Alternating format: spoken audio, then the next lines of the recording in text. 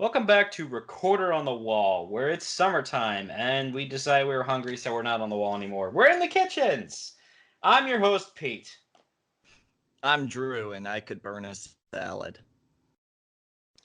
And on the show for the first time, we have two new guests who have both contributed to the show through our Twitter account. I'll let them introduce themselves.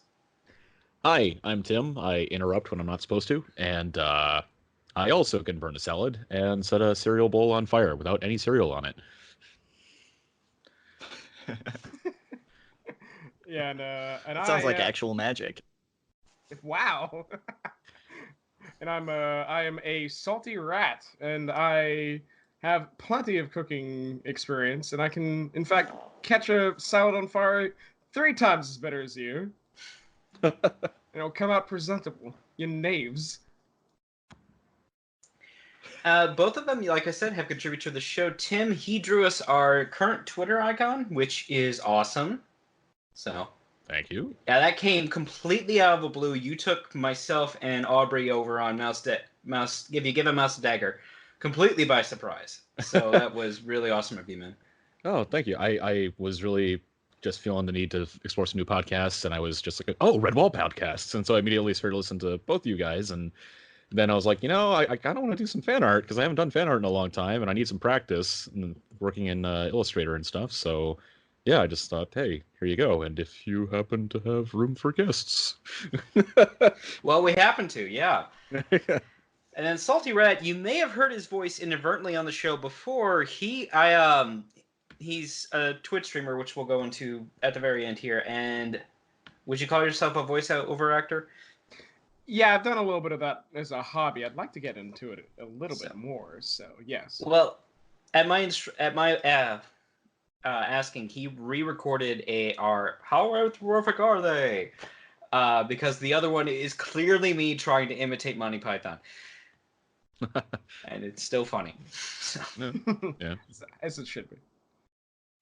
Yep, I said, yeah, when he did this, I'm like, okay, we need to have you on. And thankfully, this is the first time we've been able to get you on. So our regulars, we're actually missing quite a few regulars for the whole summer here. Katie is pretty much out the entire month of June. Matthias is gone for pretty much the whole summer. Jeremy should be around, but he's just not available today. So, and yeah, we'll continue on. You're stuck with us. I'm sorry. we're very, very sorry. But we're not covering covering a book of the A-Team. or we're not covering one of the graphic novels, or we're not quite yet to season 2 of the cartoon with Tim Curry. Yes. He's in season 2 of the... What? Yeah, he's Slagar. Yeah. Oh, I should probably go out. It's free on YouTube.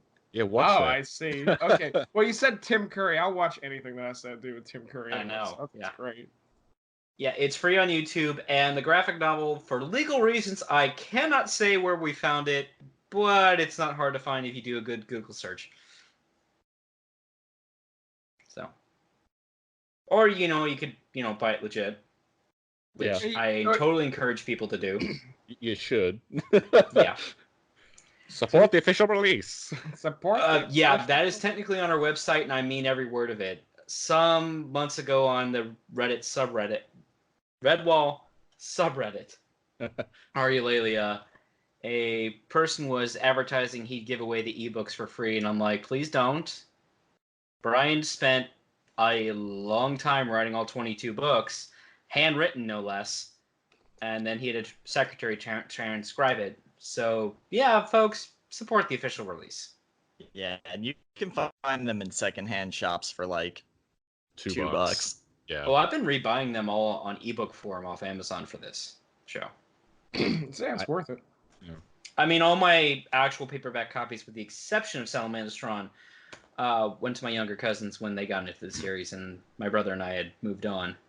So, Aww. Yes, they still have them. You didn't move on far. No. So yes, we're in summer and we decided, hey, let's do a food episode because why not? We have to eat every time of year, not just in December when we usually do this. But For a medieval kitchen, you can't just walk over to the nearest supermarket and get oranges or lemons or what have you completely out of season. If you've actually read the series, Brian does observe this, and there's other writers out there like George R. R. Martin who do observe trade and the idea that you can only get foods at certain times. That yes, you do have to cook with the food you have, not the food you necessarily want to do. So we figured, hey, it's summertime. Let's see if we can get any summer foods out of this. Ooh.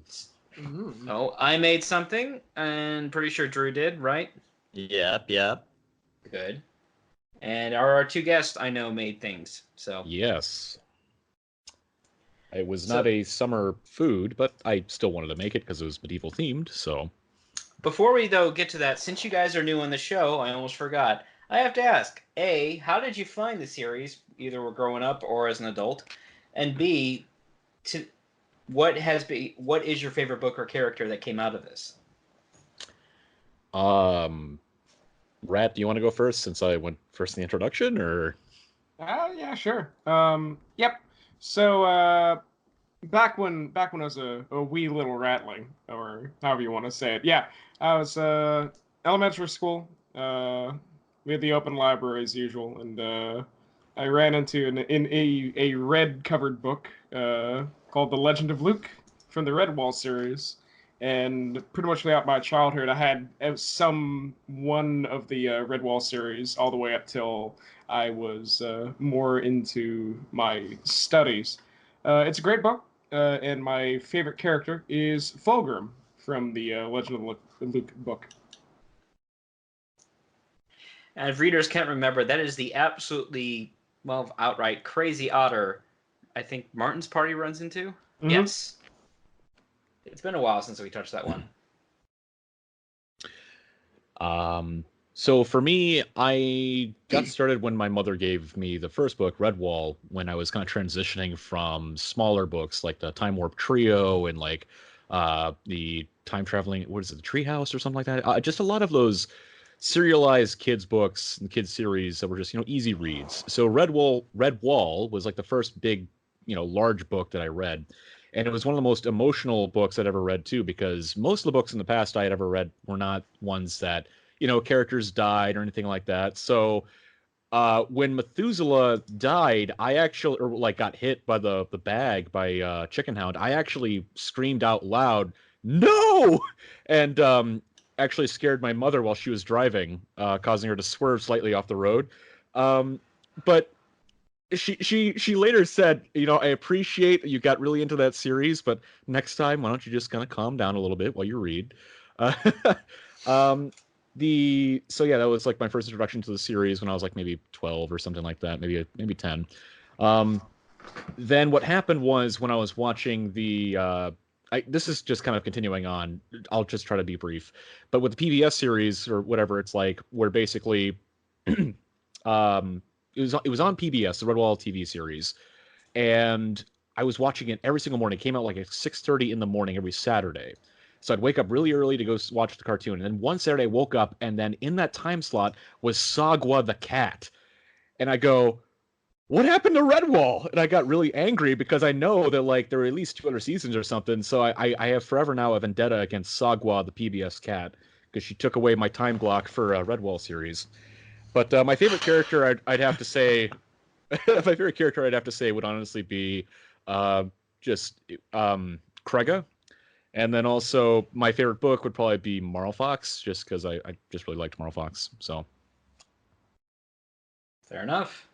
Yeah, I know that fanboy anger all too well. I remember watching Beast Wars when it was still running, and all of a sudden my local channel replaced that with the terrible cartoon Mummy's Alive, and I'm like, no. Oh God, Mummy's Alive.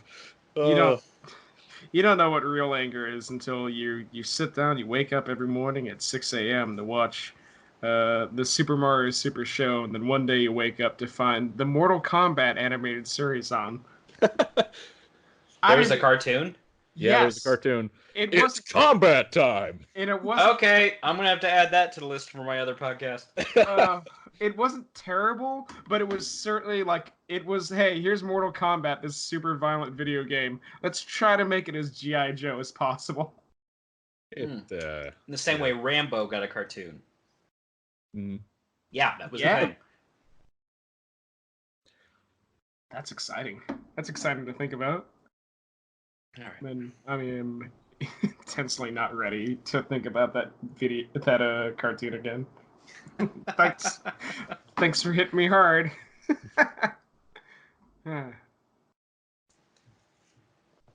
And how did you find the series? Hmm? Did we already go through both of you, and I'm just going completely crazy here? You may have had a lapse of memory there, because I What? just went through my Who's whole... talking?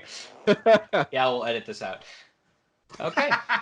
It's okay. I can go through how I found the series.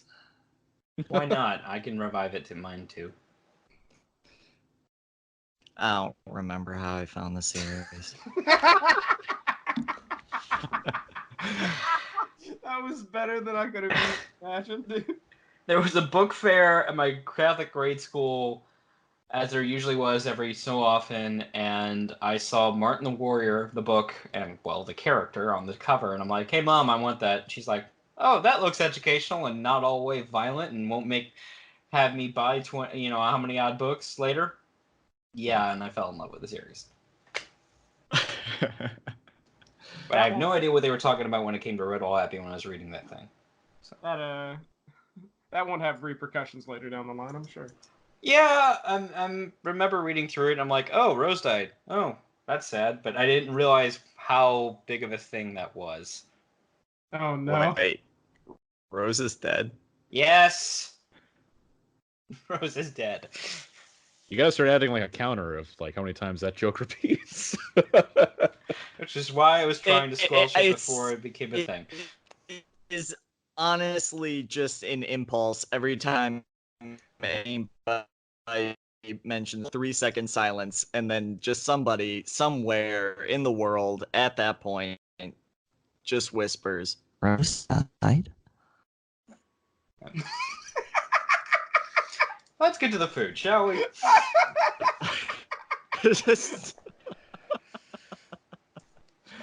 I'm sorry, Pete. No, you're not. Well, you're right, but... So, I made a dessert, because why the hell not? Mm. And like usual, I still don't own the actual Redwall cookbook, and I really should change that. But, life happens. Mm-hmm. I still own the Game of Thrones cookbook, and that's where most of this comes from. I went with the baked apples recipe that comes from the section on the north in page 81. And this is actually surprisingly simple to make. This involved cutting apples in half, coring them, because, you're not supposed to eat apple seeds, because there might be minute bit of cyanide in there. And literally slathering on melted butter, obscene amounts of sugar and cinnamon, and baking for an hour, and it made my apartment smell awesome. So I got pictures in our common doc here, which is going to get released to the public, but yeah, it wasn't that hard to make, and it makes for really quick, easy breakfasts in the morning. Man, that sounds pretty ridiculous right now. That sounds awesome. Yeah. If I have to change it, anything, it's just the sheer amount of sugar you're supposed to... Well, I think it's 1 tablespoon of sugar for every whole apple, so half tablespoon each, and then it's like 3 tablespoons of cinnamon, so you better like cinnamon for these recipes. From what it sounds like, using that much butter and that much sugar, House Stark certainly knows how to cook. I can get down with that. Waistlines are coming. Hey, you're in the north. It's gonna get cold. You gotta have food that literally sticks to your ribs. So. Hey man, What? the mount. Go on. No, it's fine. It's fine. It's fine. Trust me, my joke was not much better. No, yeah, I was just gonna say. I mean, I imagine that the Starks then really weren't planning from running from White Walkers then, if that was the case. But Nope, Definitely. and we're recording this after the terrible season 8 wrapped up. oh so. god, don't even. Yeah, I know. Don't worry, I didn't watch too far in. To tell from the joke I am gonna make, i.e., wow, the mountain didn't get big from just working out. That's for sure. Just all the apples. It's all the apples. Ah, dang. Better than eating all those lemon cakes. He's very big.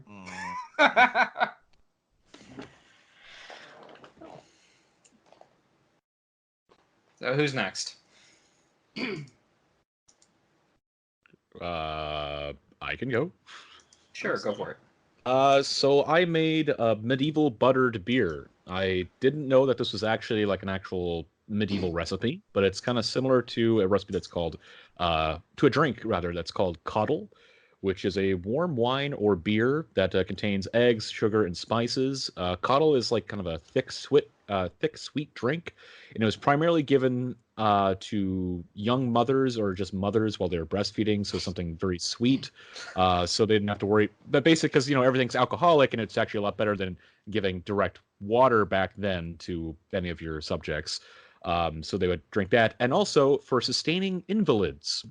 So I guess it was for poorhouses and also for the asylums as like a meal, like a liquid meal to drink. But yeah, it was used in. Sorry. So I just muttered invalid because the importance of being earnest. That word is used like 60 times, but always in British accent. Invalid. Wow.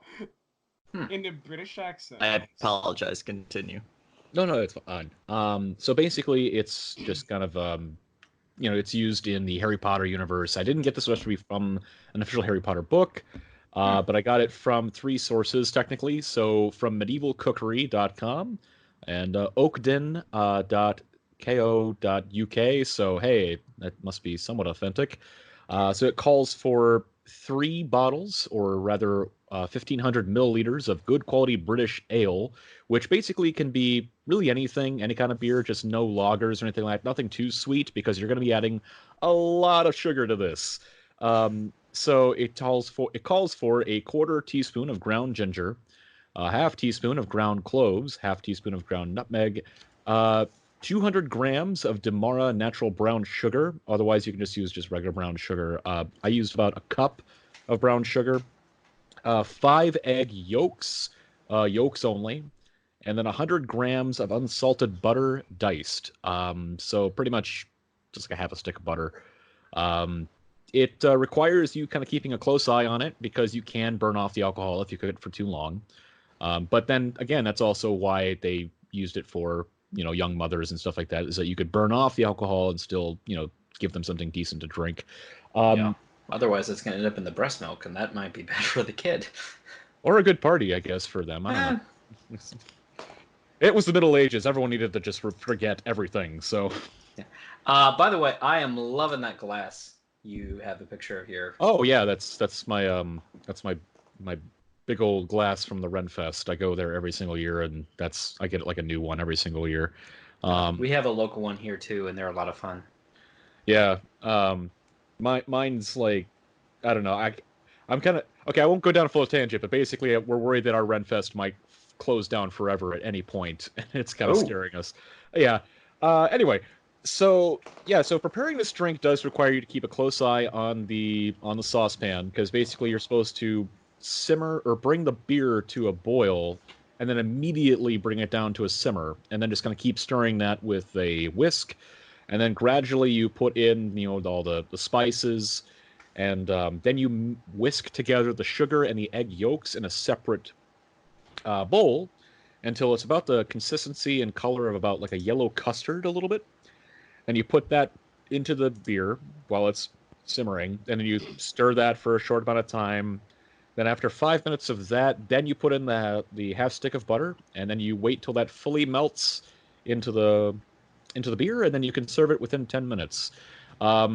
It was very, very good. I will say though that I think the half teaspoon of ground nutmeg, I think that was a bit too much. It was a bit too spicy, I feel like. But they do state that the recipe does call for you to season to taste. So you can kind of mix it up if you want to add more sugar or more of one other spice.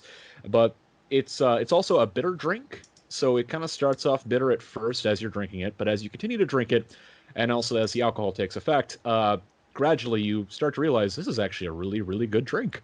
Yeah, so that's what I made. I made buttered beer. So really enjoyable. And if you had to... Oh, that's the Harry Potter connection. We just got that. Yeah, butterbeer. Huh. So if you had to make it again, what would you do different, you think? I would probably take out maybe like less of the nutmeg. I think that was actually overpowering a lot of it. And also, I don't think I cooked it long enough because after a certain point, as the butterbeer began to cool, the butter itself within the beer kind of started to, I don't want to say congeal, but it definitely like it felt that there was more like parts that I was chewing, if that sounds gross, I guess, but it wasn't too bad, but it was just one of those things where I feel like I should have cooked it longer for the sake of making sure that the butter was fully melted, or just like so it wouldn't like congeal completely with the recipe. And I think it's because I didn't cook it as long because I was afraid to burn off the alcohol because I wanted a nice alcoholic beverage on a Friday summer night. So Amen to that. yeah. Interesting. But you can. Oh, sorry. I was just gonna say you can make this as an like again. You can burn off if you just cook it long enough, like 20 minutes extra. This could be a drink that it states on the recipe that anyone can enjoy, like any kids or anything like that. So it's just So you can make a non-alcoholic version of it. Or you could even start like with O'Doul's. That would work too. Fair. I mean, I don't know if that might be a lager though. Is that an ale or a lager? I mean, I've had it maybe once in my life. I'd actually have to look. They come in both varieties, a kind of like a palish golden ale and a lager. Okay. Yeah, I found the recipe while you were talking. Yeah, now I'm sitting here wondering because they serve a butter beer down at the Harry Potter Worlds in Florida and California. I'm wondering how this compares. No, yeah. So like the recipe that I've seen for the people that do like the actual Harry Potter fan recipes are primarily calling for like stuff like butterscotch, like and like something like caramel extract and stuff like that. So make it definitely more sweet. It's not like an actual beer, from what I understand. Like this is like full on. This is a medieval recipe of like buttered beer. Like you literally just stick a whole friggin' stick of butter in the beer, as opposed to what other recipes call for, which primarily are just things like salted caramel and butterscotch and things like that. Oh, I can remember when my sister went down to the Harry Potter world. She described the butter beer as basically pure sugar.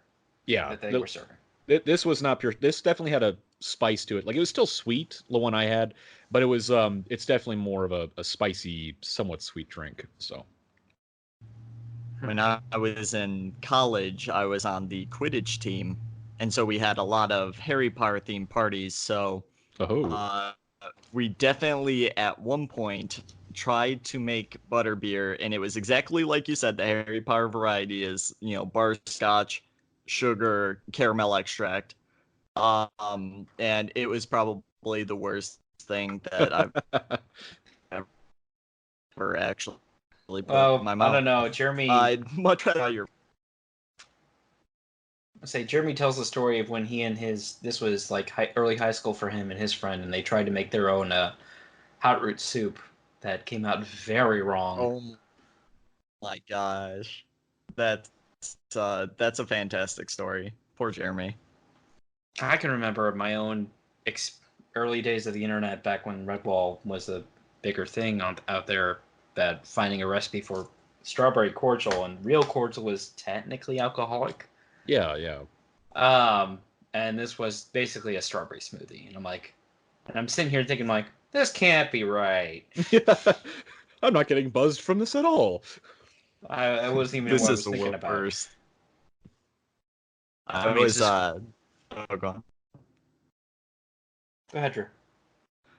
Oh, I was gonna say that I actually knew it was alcoholic, so I got really scared when there were like these little chocolates that had cordial in the middle of them, and I thought I was gonna get in trouble in middle school for eating them because I thought I was going to get drunk. So, Oh my god, you're precious. and this was after reading Red. Oh, now I remember how I found the Redwall series. The first book of it was on my on a bender? You found it on a bender? Like, what's going on? Are you Ambrose Pike? I was wasted in the classroom. I was, wandering around. I saw they had the first book on the shelf, and so I was just like, oh, and you have floppy shoes, and I had on flip flops at the time. I thought that was the neatest thing in the world. And that's why I finished the first book, was because I really gelled with Matthias's taste in footwear. Fair enough. I'm kind of feeling it too, now that I think about it. Start talking about it, I'm like, yeah, that sounds good.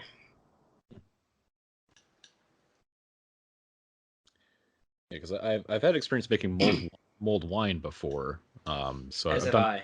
Yeah, and that's really good. But this is the first time I wanted to try something a little bit more intensive. So I mean, I didn't know it was technically a medieval recipe, but I've been making beer bread for years, and that was one of our previous food episodes. Was my recipe, and I've had a lot of experiments. Whether it's making it with Guinness, which is what you're technically supposed to do, and it makes this really dark, really rich bread. It's Ooh. awesome for toast. But I've actually, for my summer version, I use Shock Top's lemon shandy, and I actually put lemon zest in the dough, and it makes it a nice, very citrus touch and light. I'm a big fan of shandies too. You're the third person who's been drinking that. I'm in like, I really should get another 6-pack of that. That's great. I also made a just a orange with the classic Shock Top. I tried that with orange zest, and basically my family, when they took a bite of it, they all looked at me and it's like, yeah, that's too citrus. So Cowards. I kind of want to give a apple cider a shot and maybe throw apple pieces in there one of these days. That might actually be good, especially if you fall back on like old baking standbys of like cinnamon brown sugar and nutmeg would be a good option to that. That and the bread would be a little bit effervescent if the fizz was really good on that. I mean, usually for summer, I make a jalapeno cornbread with Asiago topping, and that's awesome. Big fan. I'm from like down here, Florida, so yeah, absolutely. I can get down with cornbread. In Missouri, so yeah, we do a lot of it up here too. Just a thing that shows up. You go to any dinner, someone's brought cornbread. All right, well, who's next with the recipe? I can go. Go ahead. I made strawberry jam, and it's a really easy recipe. You literally just need strawberries, sugar, and lemon juice, and you basically you can't even mess this up. Like I said, I can burn a salad, but apparently I can't burn strawberry jam. Because you just throw it in a saucepan and heat it, and it just magically tastes good. And the reason I chose this one is because Vicky's been watching all of these Mrs. Crocombe videos, which is this England. It's this old English manor, and they have like a recipe book from the manor, and so a bunch of historical society members kind of wrote and take turns, making these traditional. She was like, "We gotta make something easy from this." I was like, "I've got a Redwall food episode coming up. Looks like our goals are aligned," and strawberry jam came out of it. It's awesome.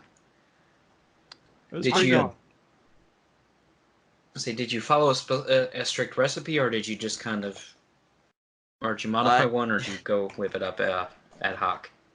I looked up the Brian Jakes version of it, which involves water, which apparently the version that Vicky saw on all recipes is just like you do not use water in strawberry jam. That's actually how you start burning stuff. And so we're like, okay, well, one of these is correct, and I'm gonna take the one that the most people have favorited on the internet, because the internet's always correct. Of course Obviously. it is. But How'd that go? literally, it was absolutely delicious. We had basically a jar of it. We took it to a park. We had a not necessarily a red wall themed dinner, but it was like bread and cheese and apples and strawberry jam on like these little crackers that we had. And it was by and large a pleasant experience. Hmm. Are we going to talk about hardtack, by the way, or did we decide we aren't talking about hardtack? Why not? I mean, we can. Okay, listen. I could talk a lot about heart attack, whether or not someone actually wants to do so. Yeah. Yeah, I thought Please this was regale me about hardtack. Hey, I thought this was I know hardtack was a Civil War thing. Was it a medieval thing too? It's a sailor biscuit essentially, where it's literally just flour and water. You mix it, you cook it into this hard cracker that breaks your teeth, and it never spoiled. So sailors were like, this is the fazuli. The problem was that it generally got maggot infested really, really quick. And so sailors would eat it in the dark so that you didn't know if there were weevils in it. Extra protein. You'd an alternative to that is you could crack it into your coffee or tea, and the argument with that is that the maggots would drown and then it would not be worth anything anymore, which is not what actually happens. But it also went by some of my favorite names for any food in existence, probably owing to its hardness. Molar breakers, pilot bread, sheet iron, tooth dollars, worm castles. Tooth dollars. Wow. They were great. They had 2 ingredients in it. They lasted basically forever, and they make them to this day. for what? You can find them in certain big stores or stuff like that care about that sort of thing. Can you not afford dental insurance? Well, here you go. Just get your teeth knocked out with hardtack. Get your molar breakers here. That's what I'm selling to the kids on the corner this year. Yep. But some sort of cracker like this has basically lasted for a long, long time. Going all the way back to King Richard I of England, who had just left the Third Crusade with something called the Biscuit of Mucilin, right? Which was barley, bean flour, rye, and water, right? And it was supposedly brought back from Egyptian port towns that had a similar thing called a Dorora cake. That was just basically millet and water, and that was about it. So it's very long. It's a very long-standing recipe that everyone hates for good reason.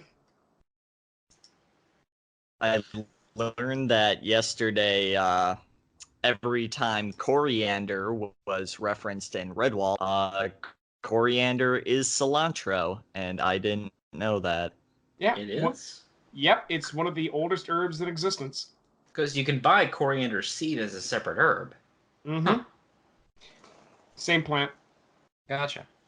They started making the separation, if I remember correctly, because of a translation bridge between Latin and Spanish, right? Where cilantro became the norm for Spanish conquistadors, and coriander became the norm for anyone who basically worked out of the Mediterranean. And eventually it all collided back together a little bit later on. Bruv, you don't know how offended I was the other day when I learned that reading those sweet sweet Redwall feast scenes, my mind's eye for the taste of coriander was wrong. I thought it was something savory. Do you ever read those scenes and you get really hungry and you can like actually taste the food because Brian Jakes is a legend? Yep. I may like the Game of Thrones series, and George R. R. Martin does that too, but yeah, Jakes is always better at that. There was a period of time where every single time I would read one of his books when I was younger, I would want to get a specific type of food that he would describe. Like I think it was in Rackety Tam, I forget, but basically with the one vermin that like really liked eggs and hard-boiled eggs. There was a period of time. Yes. There was a period of time over like the next month where I just ate nothing but hard-boiled eggs, and then I would always only drink tea because like something to do with the hairs. And it was just like, okay, this is a healthy diet: hard-boiled eggs and tea. Yeah, mint tea right here. I've got some. You could be doing much worse, I'm assuming. Yeah. True.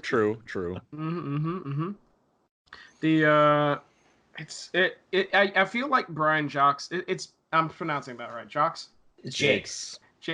Brian Jakes did to food in a literary sense, in kind of what it was on the tip of my tongue before I did it. Howl's Moving Castle, the guy who made that. Yes. Oh my gosh. It's super easy. Studio Ghibli and how they did food is like the visual representation of how Brian Jacques did food on paper, and it's great. It's probably one of the reasons why I got so excited about food in cooking. In cooking when it comes to these books, anyway. So yeah, I want a Ghibli version of Brian Jakes' novel. yeah, we can do that. Martin. I'll talk to my people. Yeah, we can get some money. Yeah. We can do that. I'll get them right on it. Yeah. We'll get some funding on that. I'm sure there's plenty of people that be willing to, plenty of producers that be willing to do that. Hey. Oh yeah, Penguin Publishing will love that. No worries. Howl's Moving Castle was originally a book by Diane Wayne Jones. It's honestly one of my favorite novels. That's my suggestion for this podcast. If you like Brian Jakes, check out Diane Wayne Jones. Hashtag not sponsored. Hashtag I'm not sponsored. I'm pretty sure she's dead, so. Do we need another reminder? Rose died.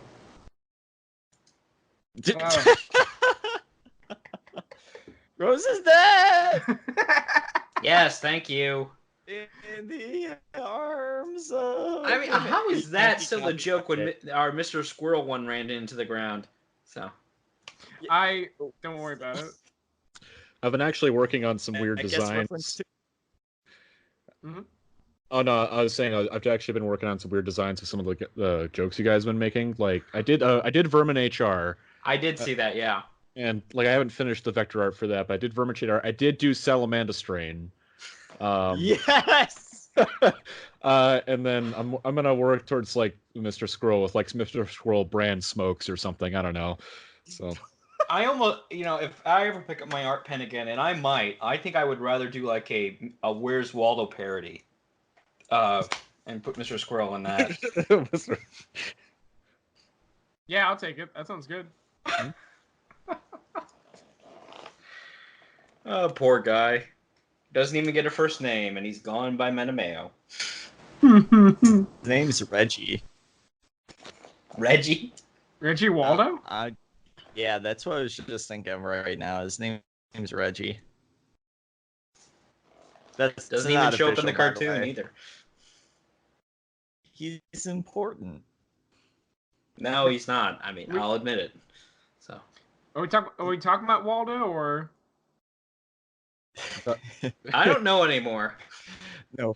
No. That's recipe. Next. Yeah, go ahead. Do we want to talk about another recipe? We can do that. Yeah, I do. Hey, so during the beginning of this episode, I think I figured out actually what I wanted to yell about, because I can yell about a lot of stuff.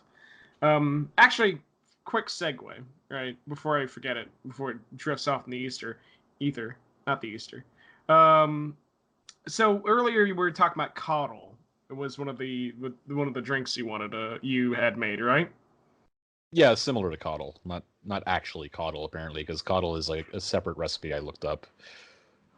Which is understandable. But I was going to mention, I wonder if that has anything to do with a similar sounding recipe, coddled eggs. Possibly, because they actually did warn when you're making this is like make sure you're not making the heat super high, because you will end up scrambling the eggs into the drink as well as like burning the sugar. So like there'd be floating egg bits if you're not doing it carefully.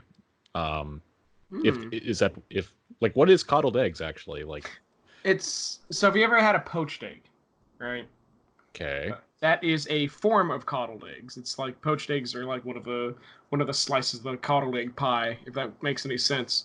But it used to be cooked either in the shell in near boiling water, or this is similar to like spa eggs, which you can take an egg into a spa, like a natural spring spa, where the temperature was just hot enough to set the egg, but not to solidify the proteins of it, right? Or more traditionally, the second method is to break it into a ramekin that has a top to it, a lid to it, and you would bake the entire thing just until the water started to steam for about 20 minutes or so. Then you could add other ingredients to it with things like cheese and onions, and sometimes it's served over hash. But the entire point to coddling is that you don't solidify the majority of the proteins in the egg. So you get this kind of like runny, spreadable egg that can go over pretty much anything you care to put it over. Huh. I just looked that up. That looks delicious. It's super tasty, ain't it? It sounds almost like sous vide. Is that how you say it for when you make meat at low temperature? You got it right. Yep. Sous vide. Yeah, it's the same sort of thing, because it's, especially if you have eggs, sometimes when you cook eggs, you get kind of the sulfurish kind of smell out of them. If you coddle them, the proteins never get that option to make that sulfur compound that's found in some eggs. So it's an option. It's there. Especially if you have good high quality eggs. But now you know. Cool. What makes a high quality egg? Depending on the feed and the freshness, I would really consider a high quality egg to be an egg that, this might be a little bit like half and half, because a farm fresh egg is a really high quality egg, right? But you also want to buy from a farm that has had their chickens vaccinated for salmonella, right? Yeah. If you can get those two, then you have eggs that can just crack in your mouth and they're delicious. I don't suggest that for everything, but I'm gonna go crack an egg in my mouth. I just got this whole bowl of eggs I'm gonna crack into my mouth. You know, just a late night snack, that kind of thing. Bring it to the movies. Admittedly, you do. These days, you have like a 1 in 60,000 chance of getting salmonella from a raw egg you buy at a store. So, to be honest, not too bad, right? You're doing good. So we're playing the odds game here. So if I eat 60,000 eggs every time I go to the movies, like over the course of like maybe 4 weeks. Movies? Well, yeah. He's just bringing eggs in his pocket to the movies. You know, I gotta eat something at the movies. Not 60,000 as you do. Eggs. I saw a dude with a full bowl of ramen at the movies the other day. So, I mean, I brought in KFC once. So you guys live on the edge. Those are power moves. That's a lifeline right there. And here I thought just me visiting. We still have a local drive-in out in my area that I still like to hit up once a summer. Oh, that sounds rad. Yeah. All right. Everyone go there. We're going out that way. We're done. And there's a literal grocery store right next door, so you don't have to buy their concessions. They don't care, but they do offer stupid cheap concessions too. So. I feel like most movie theaters now are kind of catching on to the fact that they have to turn it into an experience of like, you can bring your drink in, you've got reclining seats, you can actually eat at most movie theaters now, it looks like. It's just one of those things where I think they're finally realizing, hey, maybe we should make this more enjoyable as opposed to like skyrocketing the prices on popcorn, just popcorn. So, Well, I kind of lost my taste when one of my local movie theaters, I think it was like the kids movie I was seeing. And literally, because you're not supposed to take your phone out, but I did because I have an audio decibel measuring app for audio. I'm looking down, and in the quiet parts of the movie, I'm seeing 90, 100, and I'm like, no, that ain't gonna work. It took me 3 times for them to like, hey, look, I have it. Lower your movie. Just blasting your ears in this movie. Blasting your ears with this, like, these silent parts of the movie, right? A quiet place, just a real ride of a movie. where you can hear the editor actually swearing while he's been editing the movie.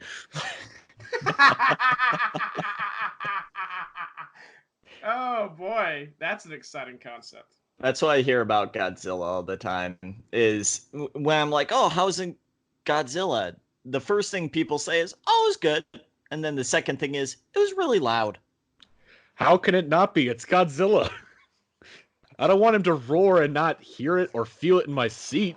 I want my ears to bleed, just like their ears bleed when Godzilla roars. I want that bass in my chest. I want to feel like there's someone I wanted to feel like I went onto YouTube at 9 p.m. at night and just went to town, bought the 6th video, and I get that one video that just has bass boosted parts for no reason. That's the movie I want to watch. Oh my god, it's like those theaters that are doing the experience where they have like smells during the movie and stuff, and your chair rumbles. 5D. I'm like, if somebody doesn't actually stab me in the chest during Gladiator, like, what was the point of even going? Yeah, if someone doesn't spray blood into my eyes, just why the hell are you even watching a slasher flick? Just someone dressed fully in like a full black suit, so they're like not trying to break the immersion, just like a spritz bottle, just walking up to you, just spraying you in the face and running away. Oh goodness, I know we're getting off track, but Oh, sorry. a movie A that little, actually, yeah. Sorry. Scream 2, there's a point where somebody gets murdered in a movie theater. And everybody's like, yeah, it's part of this thing. And they were like, oh, wait, no, what, whoopsies. Whoopsie doopsie. That explains why Scary Movie has that one scene. Yep. You know the one. Yep. Yeah, I do. And it still makes me laugh like a loon every time I watch that movie as a guilty pleasure. So real talk. Should we get back to cooking talk? Yeah, let's get the last recipe out. Oh, I am so sorry. Don't worry about it. It happens. This is a lot of fun to talk about. Don't worry about it. It's good TV. Don't worry about it. So let's go back to actually what I was talking about. So it's seasonal. Everything in especially in the medieval ages kind of switched and determined on even up to the month what was available, and especially in heartland countries, this would apply to the Redwall series, since it is a abbey basically out in the middle of the countryside. But on top of that, more real life adaptations. Foraging was a very big part of the food economy. This was interesting to countries that have a very rich food background, like Italy, where a dumpling, commonly known as, like, say, gnocchi or stracciatella, you can find that in basically most Italian restaurants, and you can definitely find it in the Italian part of your local store. But stracciatella varies depending on where you get it and what season it is, based on, again, the forager food economy. So during the summer months, you would get these batches of really bright greens, like, say, kale and roughage and endive, right? And these would be main ingredients for a stracciatella, where it would be mixed in with the dough or added as kind of like a filler to the dish. Olive oil and, of course, garlic and other ingredients, depending on where you're from and what the local village produces. Eventually, mixing with these, you'd also get in the fall and in the winter months, you'd get stracciatella or gnocchi made with things like hazelnuts and wild mushrooms. But the big thing is that it's a very easy recipe to follow. Most of the time, you can make a really basic stracciatella or basic gnocchi. You don't necessarily need potato flour, but flour, egg, and a little bit of water. And you would mix this together onto a large cutting board or in a bowl. Go ahead and wrap it and keep it cool for about an hour once it's kind of gotten kind of tacky, a little bit sticky. And then afterwards, you'd roll it into any shape that you care to. We're very used to the round gnocchi that we see in shops all the time. But traditionally, you would take a ball of dough about the size of a nickel, as an example, roll it out, and then you would press it onto the cutting board that you're working on the work surface, and push it forward using your thumb to make almost kind of like a curlicue shell or like a half moon, right?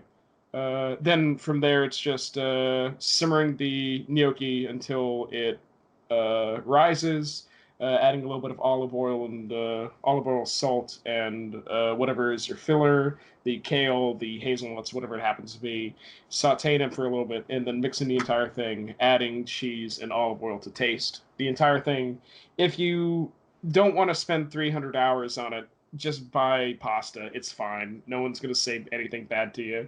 But it's whatever else you put into it, and you really don't need a lot of ingredients to make it good. I'll have if we're doing photos to post up, I'll go ahead and have a full mock-up of that a little bit later. But I've got the prototype already posted to the docs, so it should be good. Awesome. Yeah, I almost reminded it was pretzels when I was looking over that. Yeah. That sort of, what is it called? You get that whenever there's like twisting. You do hear a lot of that that pretzel sound in word, like pretzels and stracciatella and Right. Yeah, I think there may be some sort of language connection there, but I'm not sure. Shrug. No, that looks good. I mean, that is certainly one thing in the book series itself, is that we always see, oh, the such and such a person is going on a journey and they're going to pack 40 pancakes in a haversack. I'm sitting here thinking, like, yeah, how do they not get squished? They do. No one complains about it. It's pancakes. Nope. That was my entire experience with the Long Patrol, was just being mad about their use of pancakes. Really? Yep. Well, save that for when we actually make it around to that book. That is my my favorite book, Tammo Di Formello. Best protagonist, drawing the line in the sand here. Wow, really? Yeah, unless Constance gets her own spin-off novel. I don't think that's happening anytime soon. Which No. is baloney. You I know. would prefer the Adventures of Krega over and over again. Well, the only I new wonder Red Bull why. material we've gotten over the last since Jake's died is the video games. So Yeah, I actually my computer doesn't handle it for some reason. Like, I haven't gotten to the Escape the Gloomery yet, because that seemed really fun, but the other one, my computer just can't handle it. So I kept losing my save files, so I'd have to go through the training montage all over again. So I need to actually sit down and do it. Dun, dun, dun, dun. But they are fun for what they are. So It is definitely on the list. Scout, I think, is the newest one. that was Escape- the first one out, and Escape the Gloomer was second. yeah. Escape the Gloomer. Yeah, so we've actually had one of the game leads on the show for an Really? episode, and You also had one of the voice actors too, right? yes, we have, and they were both really gracious to us to actually let us be nerdy and ask them questions about it. So That's kind of exciting to think about. Mm-hmm. And I'm not going to spoil who, at least on air, but yeah, I actually got in touch recently with one of the voice actors from the original audiobook of Redwall. Ooh. So I'm going to have him on. Oh, Yeah, wow. boy. Yeah. Katie, when I told Katie, because she got into the series through the audiobook, she was ecstatic to hear that. So I'm really looking forward to it. That's pretty cool. Me, I never tried the audiobooks until recently because someone has put them on YouTube. I'm not sure how legally, but they are there. Yeah. I've been doing those normally now just because for my work, I can actually just listen to podcasts and audio and stuff. So I just kind of throw something up and I can listen to it. So yeah, I need to get better about putting our stuff up on YouTube. I put maybe one book's worth of episodes. Yeah, up there. Your YouTube is a little sparse. Like I kind of Yeah, did like I know. It just takes a lot of time. Believe it or not, it takes a long time to convert that audio over to a video function. So I pay for the full Adobe Creative Suite, and my computer is brand new and a no slouch, but it takes, when I made 5 episodes in one go, it took over an hour for it to compile everything. That's saying something. Okay. Oh, that should wrap us up. Next time, I believe we're doing are we doing a recap? I have to double check. Either we're doing a recap of everything we've done so far before we come around to the original. But next on the docket for our listeners to know, we have made it to the graphic novel. The third time we're covering Redwall, the original book, in a new form. The only comic to come out of this franchise. I wonder why. So it's the only book to get a comic adaptation. So black and white.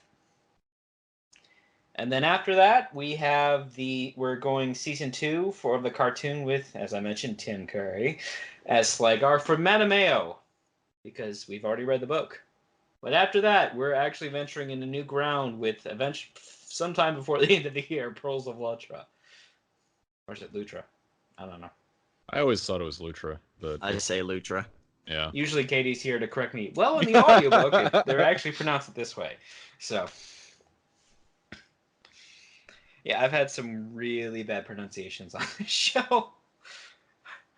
But all right, before I say to the listeners where they can find our podcast, our guests, where do you guys have anything you want to plug before we get? Rat? Oh, is it my deal? Okay, I'll go. That's fine. I think it's your turn. Plus, I also went off on a tangent earlier, so yeah. And I didn't go on a tangent? What do you talk about? Alright, fine. We'll get into it. So, yes, I am a streamer, a Twitch affiliate. If you're interested in gaming and like to hear me be a lot more vulgar and a lot more loud, I am over at twitch.tv, a salty rat. You can also follow me on Twitter at twitter.com/a-salty-rat. Not much of a surprise there. That's just how I go. Hey, branding, it works. Yeah. So I'm kind of all over the place. I guess, just kind of more of a content producer. I like to draw, I do graphic design. So I do videos with my wife on YouTube. We did vlogs. We go to conventions, cosplay videos and stuff. I also stream on Twitch as well. Mr. Kerbibble, and on YouTube, it's just, if you just literally just do Kerbibbles on YouTube, there'll be hundreds and hundreds of videos with us in there. So yeah. And feel free to put those links in the Google Doc for people to reach you to. Oh, okay, cool. Yeah, that's pretty much it. And then I guess, besides, if you have the available thing for me to do here, watch Good Omens if you haven't watched Good Omens yet. So I've heard good things about it. So. Very good, very good. I sell baby teeth, so if you need what? any of those, perfectly safe, perfectly legal. I have several questions. Serendipity, my God. Okay, Yeah, I need some baby teeth now. Don't even ask where they came from. Use them on your art projects. That's my sales pitch.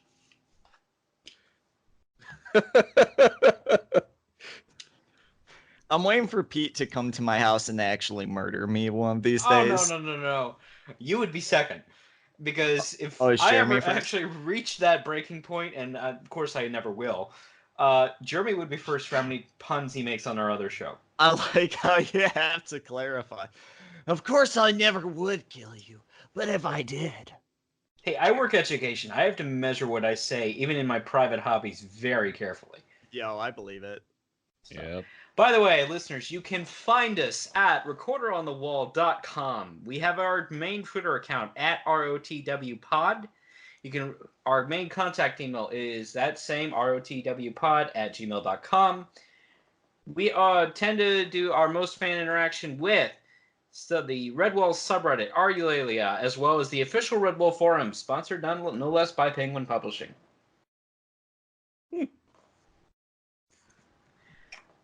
I thought about setting up my own streaming to go through the Redwall game, but it's a lot. I don't know how you do it, man.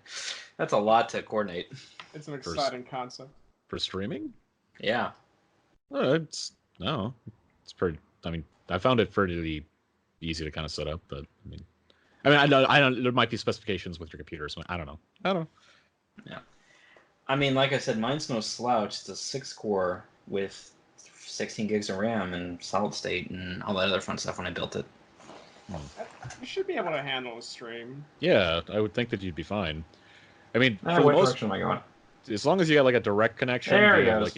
Okay. As long as you have like a direct connection, you should be good to go. Like, I usually always try to hook up my computer directly to my modem, so I don't have to worry about my router. About that. The way my current apartment is currently set up, I actually have an Ethernet over power hookup to my main modem between that and my PC. Oh, cool. Yeah. It works. All right, folks. That should wrap us up. I'm Pete. I'm Drew. I'm Sorry. We can't be both polite. Go. All right, I'm Tim. I'm a salty rat. And thank you for coming on the show, guys. I really appreciate it. I'll be in touch about when we cover graphic novel. Cool. Thanks for having us. All right, folks. We'll see you next time.